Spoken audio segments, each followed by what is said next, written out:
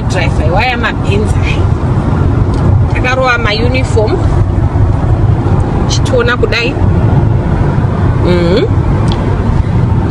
tikubva kushift kunorova mari neinonzi mari.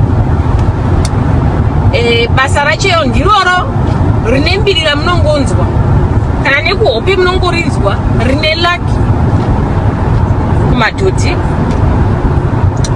Kana vakuru vakataura ngwani vakati ukarota madhodhi fanika uchimabata imari kai. Indi kubva kuno mabata izvozvo imari yandabata kai. Saka ikoko kuZimbabwe nango mukaseka zvenyu muchitanzi mabasa awo ekugezesa chembere emadhodhi, asi dhodhi imari, duzvi imari. Tikutoimeka ichitopinda muaccount tichitoita zvatinoda, zvasiyana nekutengesa zvinhu pamusika kana kuti mubhutiro remotikari kuZimbabwe. Aiwa, iyi mari yekutoti unotozoti ukangoenda kubasa kupera kwevhiki kana kuti kwemwedzi ikutopinda. Baba vari kubasawo nairo basa irori remari remadhodhi, saka zviri kufaya kuno kuUK.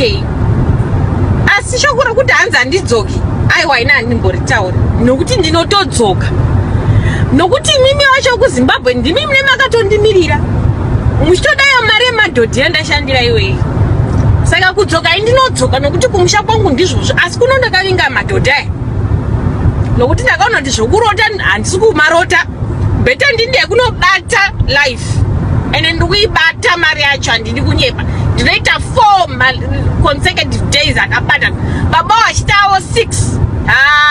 Imari iyoyo vedu we. Uyai kunomona inonzi mari yeduzvi. Hazvinetsi kana kupukuta munhu, kupisika munhu watopiwa mari yako. Uyai mutibatire nesu mumire zvokuti tekstira muchida mari dzedu. Zviri kufaya, firing.